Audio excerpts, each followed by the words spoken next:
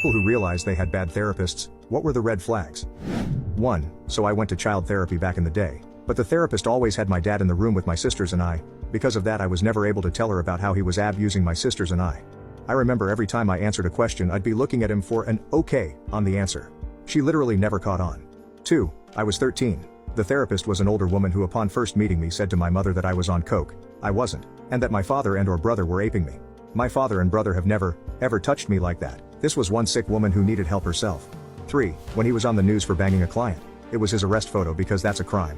He was our marriage counselor, and he was married. So was the client.